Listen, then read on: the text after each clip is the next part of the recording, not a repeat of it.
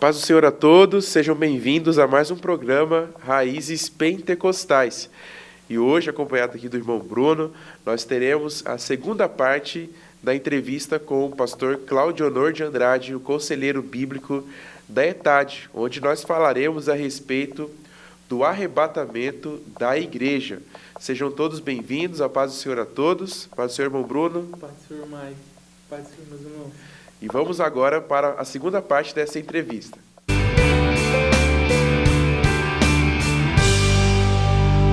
Pastor, nós falamos sobre sinais com relação a Israel, sinais geopolíticos, e eu gostaria de perguntar ao senhor qual o grande sinal em relação à igreja do Senhor Jesus.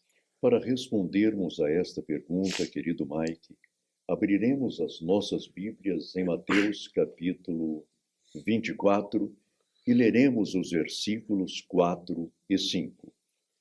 Respondeu-lhes Jesus: Acautelai-vos que ninguém vos engane, porque muitos virão em meu nome dizendo, eu sou o Cristo, a muitos enganarão.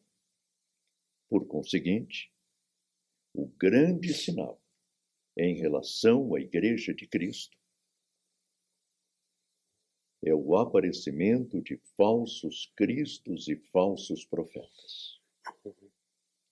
Ou seja, daqueles que em nosso meio dizem, o verdadeiro Cristo disse isso, quando na Bíblia não encontramos aquela declaração. Cristo afirmou tal coisa, quando nos santos evangelhos não localizamos aquela afirmação.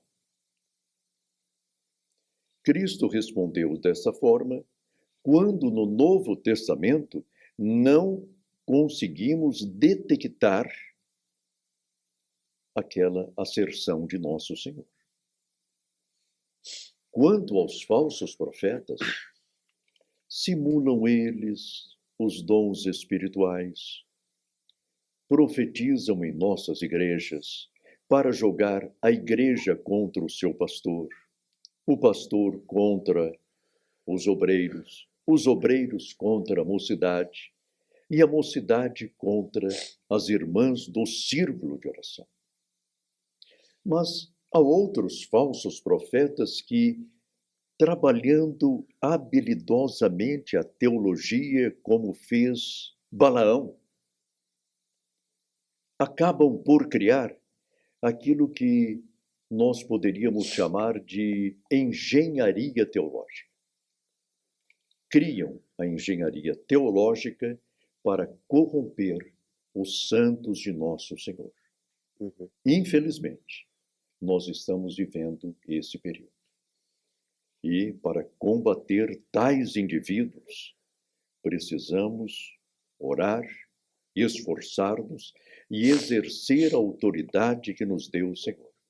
Porque esses elementos são articulados, influentes, politicamente visíveis, mas é aí que devemos exercer a autoridade espiritual. Então, a apostasia final de que os profetas falam, que os apóstolos falaram, já chegou? Sim, infelizmente. Já é uma realidade. Nós abriremos as nossas Bíblias em 1 Timóteo capítulo 4 e leremos do versículo 1 ao 5. Prestemos atenção.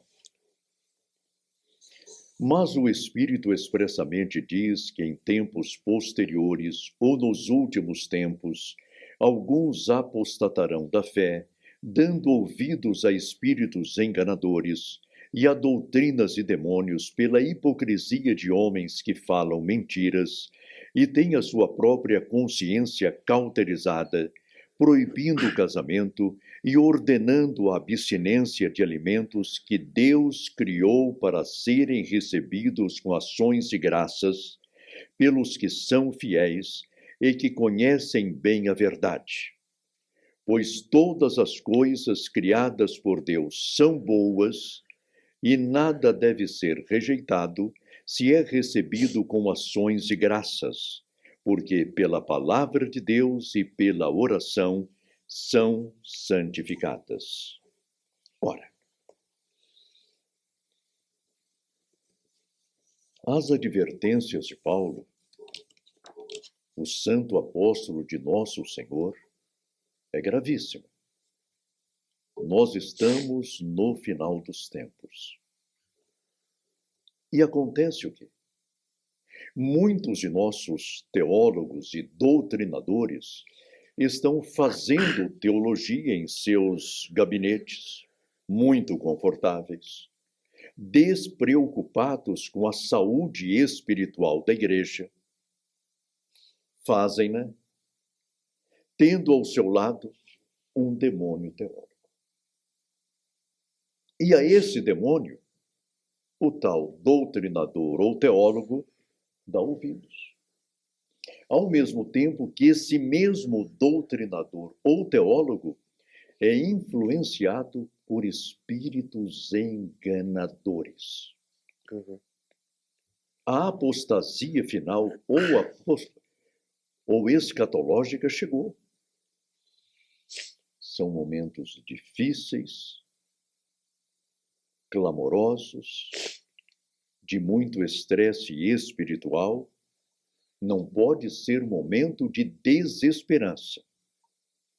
A verdadeira escatologia bíblica não comporta desesperança, porque o seu cerne é a esperança no retorno de nosso Senhor. Então, tomemos cuidado. Falemos apenas o que convém à sã doutrina, ouçamos tudo quanto ocorre ao nosso redor, principalmente em nossas igrejas e congregações, porque Satanás não está interessado apenas naquela igreja grande, bonita, mega, poderosa, endinheirada. Ele está atento também às congregações e até aqueles pequeninos pontos de pregação. Ele quer apossar-se de tudo, sequestrar a todos.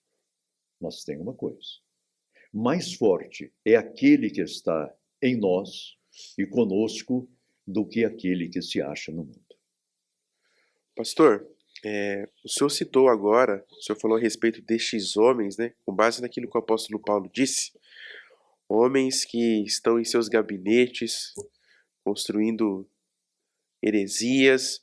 E a pergunta que eu queria fazer para o senhor, pastor, é se aqueles que são os homens de Deus, verdadeiros homens de Deus, serão confrontados por esses hereges, porque o que nós vemos é que essa já é uma realidade, né, pastor? Queria que o senhor falasse sobre isso, por favor. Abramos as nossas Bíblias em 2 Timóteo, capítulo 3, versículos 8 e 9. E assim como Janes e Jambres resistiram a Moisés, assim também estes resistem à verdade, sendo homens corruptos de entendimento e réprobos quanto à fé. Não irão, porém, avante. Aleluia. Porque a todos será manifesta a sua insensatez, como também o foi a daqueles. Quantas vezes, querido Mike, querido Bruno, não doutrinamos a igreja, expomos a palavra de Deus, pregamos o evangelho aos pecadores para que estes, arrependidos, aceitem pela fé nosso Senhor e pela graça sejam salvos. Quantas vezes, em pleno ato da pregação, somos interrompidos? Nem sempre verbalmente, mas quase sempre gestualmente. É a maldita linguagem corporal para desanimar e reprovar o homem de Deus. Falamos que Jesus salva, e Janes e Jambre. Falamos que o Senhor Jesus em breve virá, e Janes e Jambre cabisbaixos.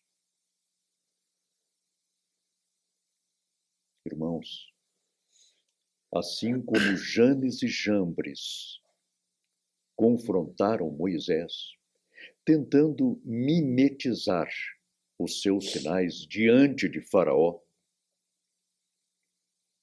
assim também ocorre em nossos dias. O que me dói é saber que, em algumas igrejas, alguém levanta esta questão. A igreja é uma democracia e, como tal, precisamos ter o partido da situação e também o partido da oposição. A igreja é uma democracia. Quem lhe disse? O governo da igreja é nosso Senhor. Ele é o seu rei, o seu mestre, o seu esposo, o seu dono.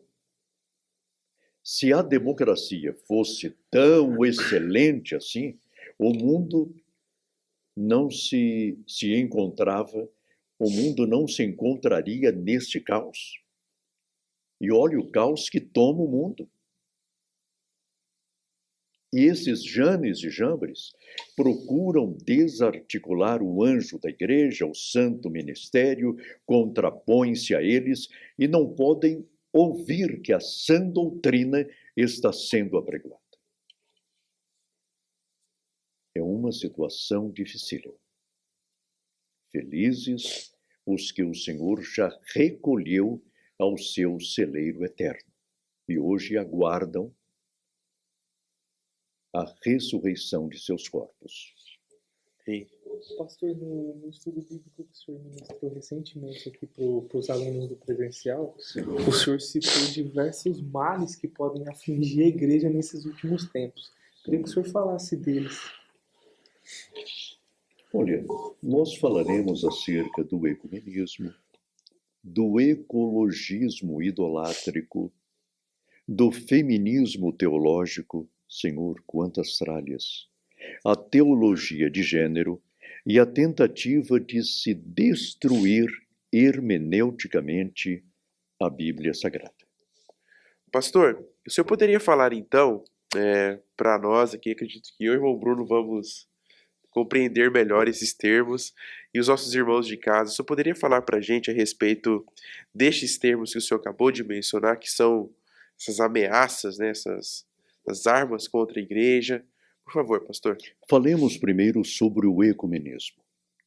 O ecumenismo é aquela falácia que todos podemos estar numa mesma igreja ou no mesmo templo e adorar um só Deus, porque todos os caminhos levam a Deus e todas as religiões são verdadeiras e boas. Terei de agora de ser politicamente incorreto.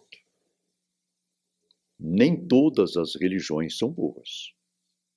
Nem todas as religiões são verdadeiras. Há apenas uma religião verdadeira, a religião da Bíblia Sagrada, que tem o Senhor Jesus Cristo como nosso único e suficiente Salvador. E acerca das três religiões monoteístas: o cristianismo, o judaísmo e o islamismo. Não têm elas o mesmo Deus? Eu estava lendo recentemente um texto do meu filho, pastor Gunnar Berg, e ele disse algo bastante interessante. O monoteísmo que querem apresentar-nos hoje é diferente do teísmo bíblico. O teísmo bíblico é o quê? É a realidade, é a presença, é a intervenção do Deus único, vivo e verdadeiro, que se apresenta na Bíblia Sagrada, a sua inspirada, inerrante e infalível palavra. Então, rigorosamente, nós, cristãos evangélicos e bíblicos, não somos monoteístas.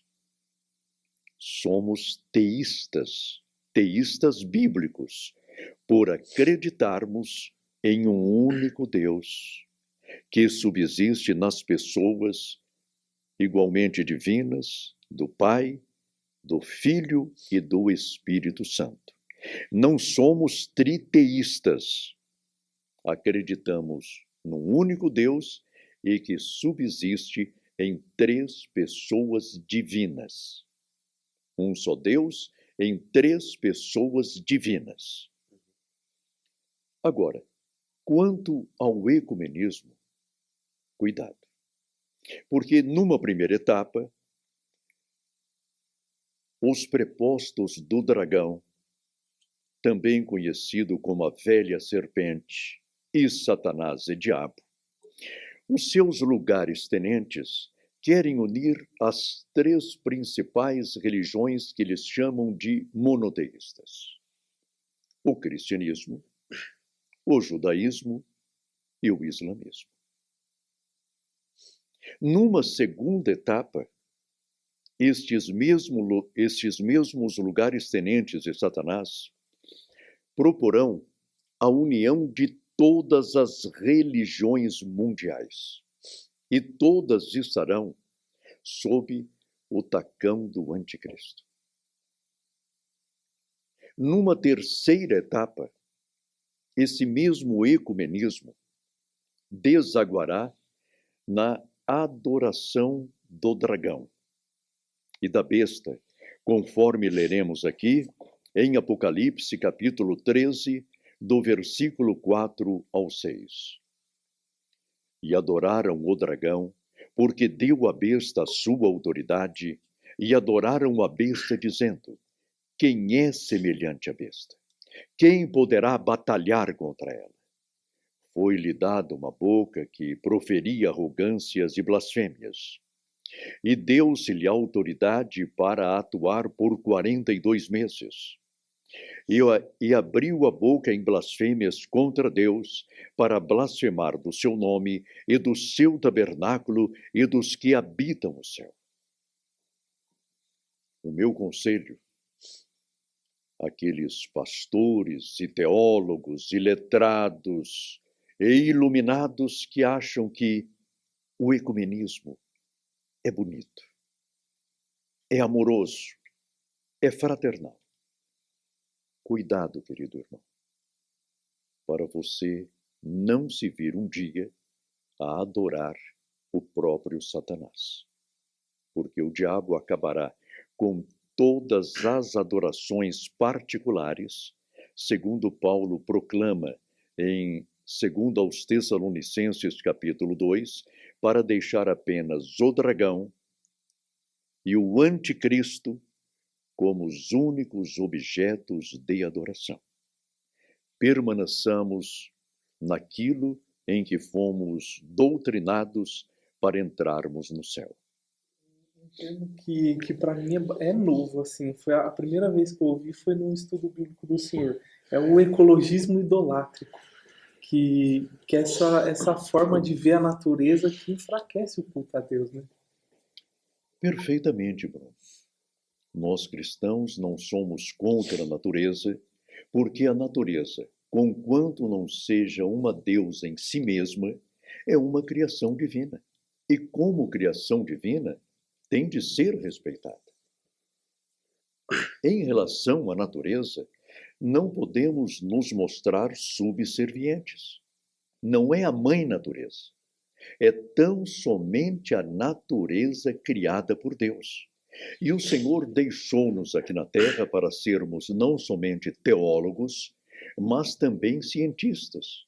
Ou seja, para trabalharmos a natureza e extrair dela aquilo de que necessitamos e também preservá-la para que não nos achemos em falta em alguma coisa. Agora, levar a doutrina ecológica como se fosse um quinto evangelho aos nossos púlpitos, não podemos aceitar. Recentemente, eu ouvi um tal pastor pentecostal, um homem cheio de si, com luzes não sei de onde. Segundo ele, a sua igreja confessava pecados dessa forma. Ao redor de uma fogueira, todos corriam, todos dançavam, E à medida que esses movimentos se alternavam, iam confessando os seus pecados. Eu cortei uma árvore. Eu bati no meu cão. Eu expulsei meu gato de casa. Não dei aquela ração de que a minha gata tanto aprecia. O que é isso? O que esse homem quer? Eu acho que ele fora chamado para pregar o evangelho, mas até agora não atinou ainda com as suas responsabilidades. Que situação é essa? Se não tem mensagem, cala a boca, infeliz.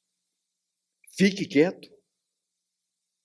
E não desvie as ovelhas do Senhor das ovelhas. Volto a repetir. Nós crentes preservamos a natureza, mas não a idolatramos.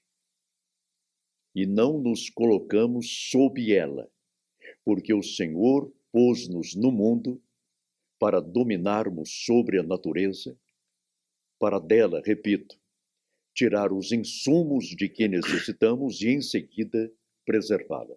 Isso é fazer ciência, a verdadeira ciência, porque não há incompatibilidade alguma entre a Bíblia Sagrada, entre a fé cristã e a ciência. Esse dualismo surgiu no final do século XX, quando alguém disse: eu preciso criar aí uma dialética entre a fé cristã e a ciência. Não. Irmãos, nós temos cientistas que louvam a Deus e fazem ciência agradecendo a Deus por sua criação. Pastor, e esse ecologismo idolátrico, ele anda de mãos dadas com o panteísmo, né? Sim. Tudo é Deus e Deus é tudo. Está errado. Deus criou tudo, mas não se confunde com a sua criação. Deus criou todas as coisas, mas além de todas as coisas, encontra-se. E Ele, por ser Deus, interage conosco.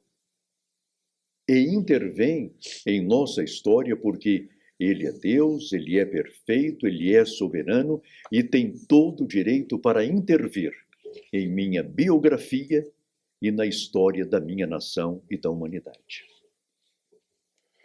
Pastor, nós falamos sobre ecumenismo, sobre o ecologismo idolátrico e o que seria este feminismo teológico? Como ele ataca a igreja nos últimos dias? Irmão Mike, todos nós sabemos que uma das plataformas do anticristo é minar a masculinidade dos homens desta geração. Ele não quer homens fortes, pais de família decididos, ousados em manter a sua esposa e filhos na Bíblia Sagrada para levá-los para o céu. Inclusive, não quer exércitos fortes, valentes, de homens destemidos, capazes de barrar-lhe a entrada no mundo. Quando ele tentar mais uma vez sequestrar o mundo, ele não quer enfrentar nenhuma oposição. Porque Satanás, embora poderoso, não é todo-poderoso. Embora conheça muita coisa, não conhece todas as coisas. Em nossas igrejas, precisamos ver a situação com muito cuidado. Não é que entre nós não possa haver obreiras. Graças a Deus, há. Nós temos missionárias que, no exterior, junto a povos autóctones, estão fazendo excelente trabalho. Todavia, há umas mensageiras de Satanás que buscam apossar-se da igreja, como aconteceu aqui na igreja em Tiatira. Abriremos as nossas Bíblias em Apocalipse capítulo 2, versículos 20 e 21. Prestemos atenção. Mas tenho contra ti que toleras a mulher Jezabel, que se diz profetiza. Ela ensina e seduz os meus servos a se prostituírem e a comerem das coisas sacrificadas a ídolos. E dei-lhe tempo para que se arrependesse, e ela não quer arrepender-se da sua prostituição. O que é isso? É o feminismo teológico. Esta senhora, na igreja em Tiatira, buscou justificar o seu posicionamento e os seus muitos cargos na igreja através de uma teologia torcida e retorcida, através de uma hermenêutica forçada. Ora, na igreja de nosso Senhor e Salvador Jesus Cristo, há espaço para todos, mas cada qual em seu lugar. O Senhor Jesus deu à sua igreja homens como dons. Em primeiro, os apóstolos, depois os profetas, em seguida os evangelistas, depois os pastores e, em último lugar, os doutores. Nós vemos um caso bastante emblemático e belo no livro de Atos dos Apóstolos. A irmã Priscila, ao perceber que Apolo, ela, juntamente com seu esposo Áquila, ao perceberem que Apolo não estava devidamente doutrinado nos caminhos do Senhor, tomaram-no à parte e doutrinaram-no com todo amor e carinho, até que Apolo se visse plenificado para o seu serviço. Ora, então que em nossa igreja, nós obreiros, ocupemos o nosso lugar, sejamos fiéis, falemos apenas o que convém à sã doutrina e tenhamos juízo, porque devemos apresentar a igreja do Senhor ao Senhor da igreja, e esta deve estar naquele dia sem mácula e sem rugas. É a noiva de nosso Senhor. Quanto às irmãs, elas têm o seu lugar na igreja, e lugares de honra. Mas o que nós vemos hoje em algumas igrejas é algo preocupante. Algumas pregadoras com roupas nada piedosas, insuflando maus pensamentos e lascívias na casa do Senhor. A Bíblia é clara. Santidade convém ao Senhor. E esta mulher, em Tiatira, havia sequestrado o púlpito dizendo-se profetiza. E apoderara-se ela dos varões da igreja, com os quais adulterava. E o Senhor estava prestes a intervir naquela igreja, inclusive para levar os faltosos à morte.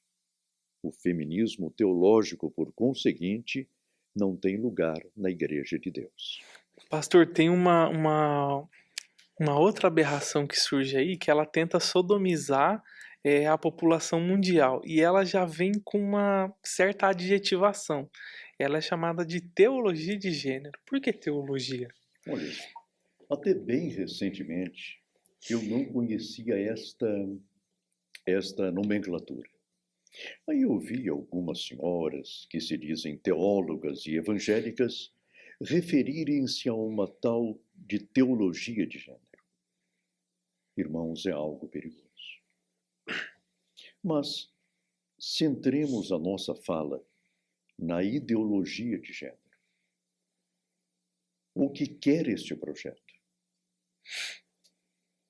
É uma agenda internacional que procura desfigurar tanto o homem quanto a mulher como seres criados à imagem e semelhança de Deus. Satanás tem inveja de nós. Tem inveja do homem, tem inveja da mulher, porque eles carregam em si a imagem e semelhança de Deus e podem, se quiser, falar com o Pai através da oração, utilizando-se da Santíssima Fé. O diabo sabe que, com todos os seus poderes, não pode mais acessar o trono da graça. E o seu projeto para dominar o mundo é a ideologia de gênero, que nada mais é do que a desfiguração do homem e da mulher. Na Bíblia, o homem é chamado de homem, porque é homem.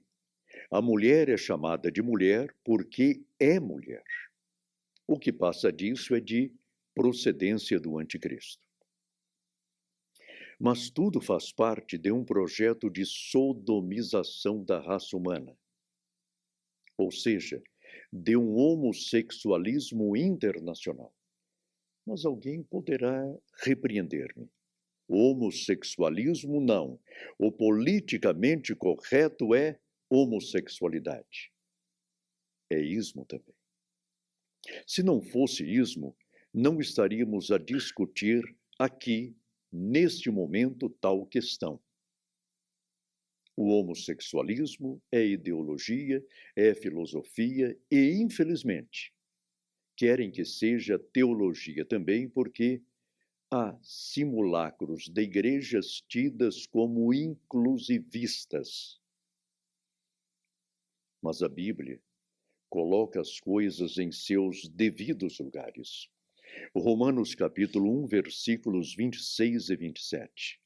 Pelo que Deus os entregou a paixões infames, porque até as suas mulheres mudaram o uso natural no que é contrário à natureza, semelhantemente também os varões, deixando o uso natural da mulher, se inflamaram em sua sensualidade uns para com os outros, varão com varão, cometendo torpeza e recebendo em si mesmos a devida recompensa do seu erro.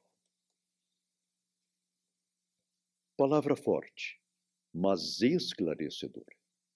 Como devemos agir nestes finais de tempos em relação à ideologia ou teologia de gênero? Guardemos os nossos meninos, as nossas meninas, desde a mais tenra infância até a idade adulta.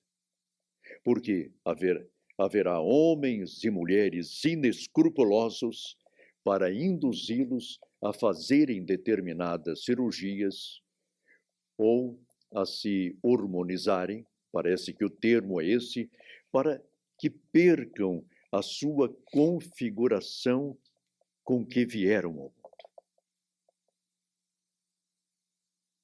Tomemos cuidado. Guardemos os nossos filhos como o fizeram Anrão e Joquebede em relação ao pequenino Moisés. A teologia de gênero é uma aberração, não se encontra na Bíblia. Não é a palavra de Deus. E eu acho tão esclarecedor esse texto de Paulo em Romanos 1, pastor, porque nos versículos anteriores a esse, Paulo fala assim, ó, eles eram inimigos da verdade, caluniadores, amantes do mal. Aí ele conclui com esse texto aqui do verso 26, pelo que Deus os entregou às próprias paixões. Ou seja, a vontade do homem não é um benefício, é castigo de Deus. Justamente. Porque quando o homem teme a Deus, o Senhor não lhe permite cair em tais depravações. É pecado, sim. O Senhor não atura tais coisas. Guardemos os nossos filhos. Pastor, então nós chegamos agora ao último mal que nós vamos citar desse ponto, né? E talvez a ordem aqui seja porque este é o mais sutil. Eu queria que o senhor falasse para a gente, pastor, a respeito dessa tentativa que nós temos na igreja de se destruir a Bíblia Sagrada, hermeneuticamente falando, pastor. Nós abriremos as Bíblias em Jeremias capítulo 36 e leremos do versículo 22 ao 25. Diz a palavra de Deus: Ora, era o 9º mês e o rei estava assentado na casa de inverno, e diante dele estava um braseiro aceso. E havendo Geudi lido 3 ou 4 colunas, o rei as cortava com o canivete de escrivão e as lançava no fogo que havia no braseiro, até que todo o rolo se consumiu no fogo que estava sobre o braseiro.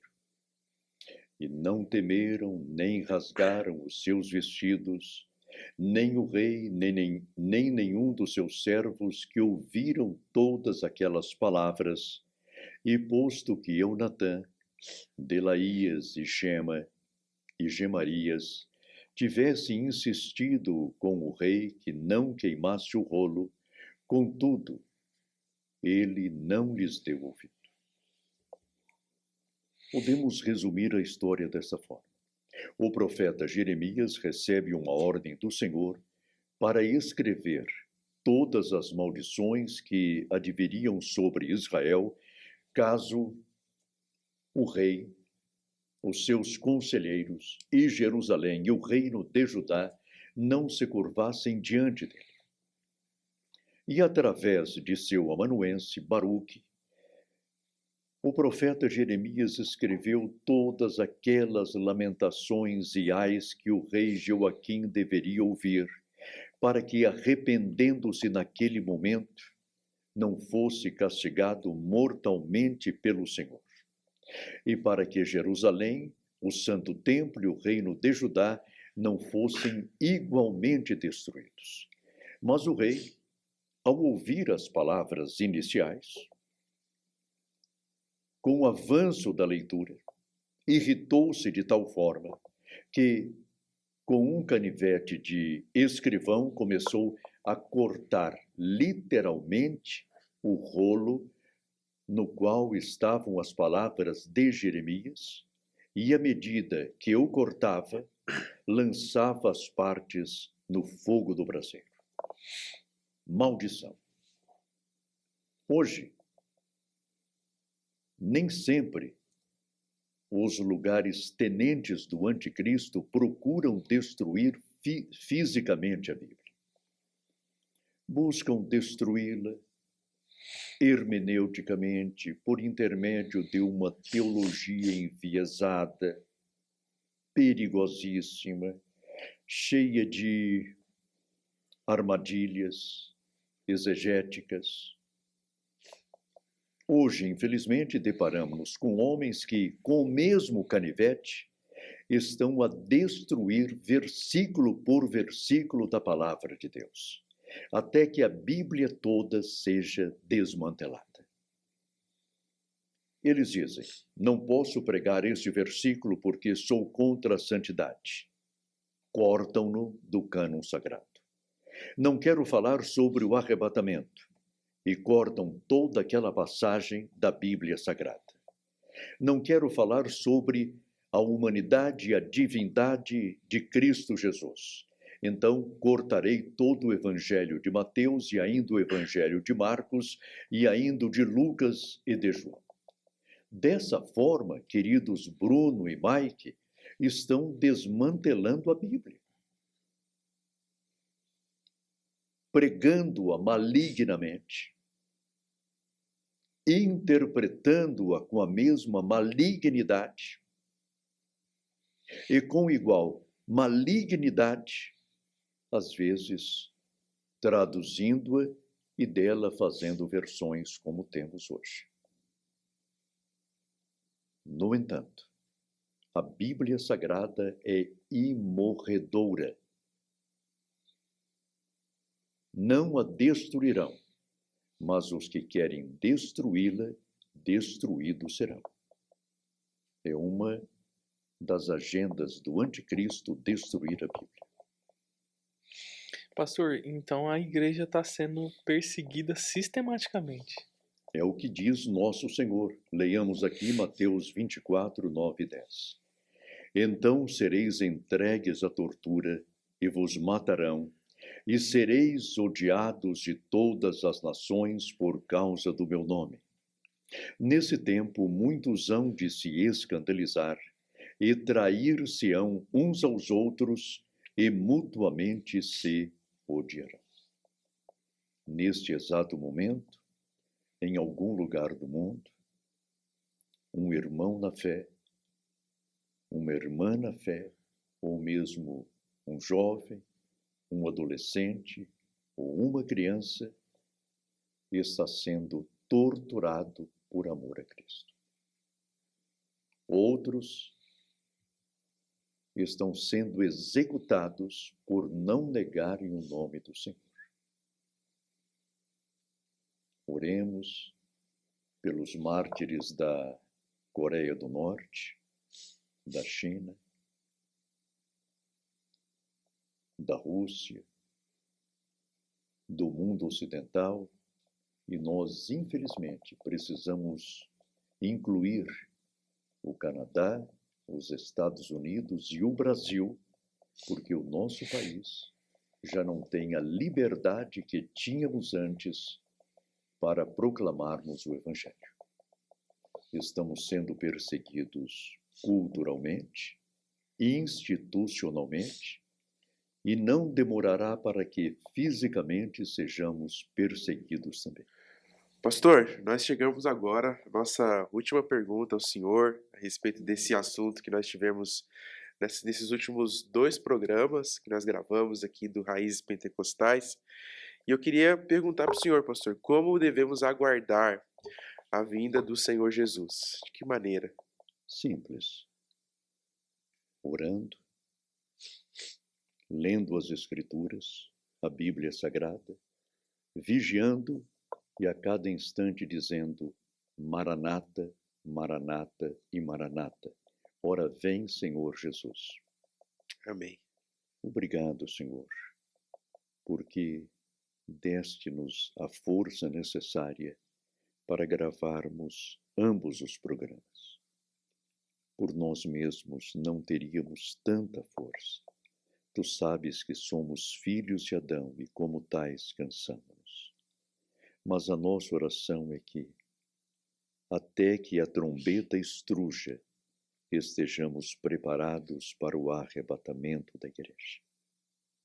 Portanto, ó Pai, nós queremos ser encontrados quando a trombeta soar, dizendo Maranata, ora vem, Senhor Jesus. Amém.